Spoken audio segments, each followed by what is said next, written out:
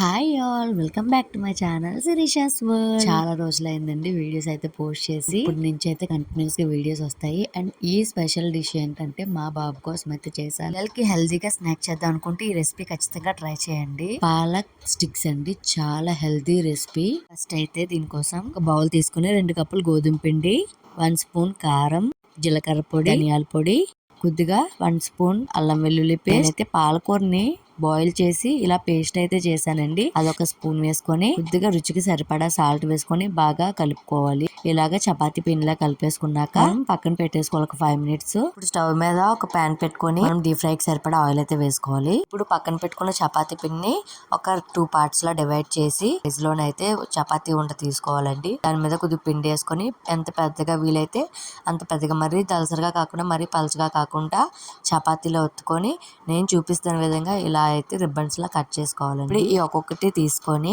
మనం ఇలా నేను చూపిస్తున్న విధంగా ఇలా ఫోల్డ్ చేసుకొని డీప్ ఫ్రై అవుతున్న ఆయిల్ లో అయితే వేసుకొని గోల్డెన్ బ్రౌన్ కలర్ వచ్చే వరకు ఫ్రై చేసుకోవడమేనండి. సిమ్ లో పెట్టే ఫ్రై చేసుకోవాలి, లేకపోతే మధ్యలో అనేది ఉడకదండి, మనకి క్రిస్పీగా రాదు. గోల్డెన్ బ్రౌన్ కలర్ వచ్చాక మనం తీసుకొని ప్లేట్ లో వేసుకోవాలి. ఫ్రై చేసాం కాబట్టి ఆయిలీగా ఉంటుందేమో అనుకుంటారు, బట్ అసలు ఆయిల్ అయితే పీల్చదండి. మా బాబుకి అయితే చాలా బాగా నచ్చినాయండి. స్కూల్ ఇచ్చి వచ్చినట్టే పిల్లలు స్నాక్స్ అడిగినప్పుడు ఇలాగైతే చేసి పెట్టండి. వీడియో కానీ నచ్చినట్టయితే లైక్ చేయండి, షేర్ చేయండి, సబ్స్క్రైబ్ చేసుకున్న ఛానల్ని. Thank you for watching.